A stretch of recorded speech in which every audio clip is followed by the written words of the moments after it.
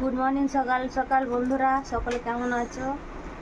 তো কালকের ঘটনাটা তোমার দিন বললাম, তো অবস্থা দেখতে পাচ্ছ। আর রাত্রে এত যন্ত্রণা হচ্ছে, রাত্রে তো ঘুমোতেই পারি না, একদম মানে 1/2 ঘন্টা মতো ঘুমিয়েছি। আর রক্ত তো বেরিয়েই যাচ্ছে, দেখা গেলো মাথায় মাথায় সব রক্ত। আর এই ব্যান্ডেজ করা আছে, এই ব্যান্ডেজও দেখতে পাবে রক্ত, মানে রক্তও আছে আর ওষুধও আছে। আর যে সাইডগুলো সব রক্ত আছে। আর যন্ত্রণা কী বলবো, সব কিছুর ভাগ নিতে পারবে সবাই, কিন্তু যন্ত্রণা ভাগটা কেউ নিতে পারবে না। আর তো দাদাভাই সব সংসারের কাজ করছে। আর আমাকে সকাল সকাল চানও করিয়ে দিল। বাঁ হাতে কী করবো, ডান হাতটা হলে নাই, ডান হাতে ভালো থাকলে বাঁ হাতে হলে নাই, ডান হাতে করতাম, কিচ্ছু করতে পারিনি। আর ছেলেপুলেদের অসুবিধা হচ্ছে, রান্না করাও করতে পারছি না।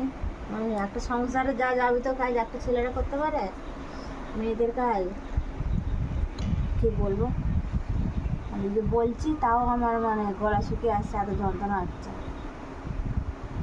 এবার আজকে মানে ওষুধ লিখেছে, ওষুধ আনতে যাবে, তখন দাদার একটুখানি পরে 10টা-11টার সময় করে যাবে।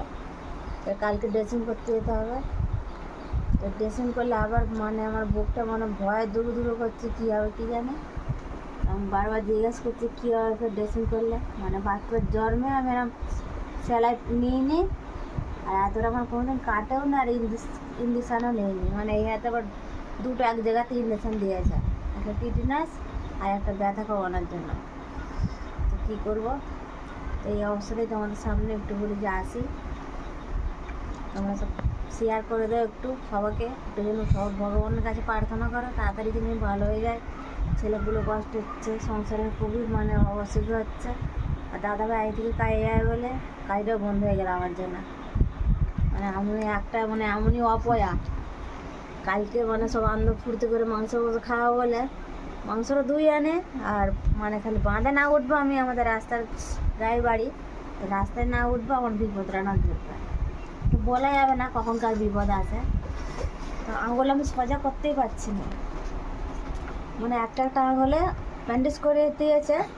তারপরে যে এই উপরের ব্যান্ডেজটা, এটা মানে 10-12টা আছে, মানে সাপটা পুরো বেঁধে দিয়েছে। আমি সোজা করতেও পারছি না, কিচ্ছু না, মানে কটকট ঝনঝন কটকট ঝনঝন করেই যাচ্ছে। সেলাই যখন দেয় তখন তো মানে পুরো হাসপাতালের লোক তো জড়ো হয়ে গেছে।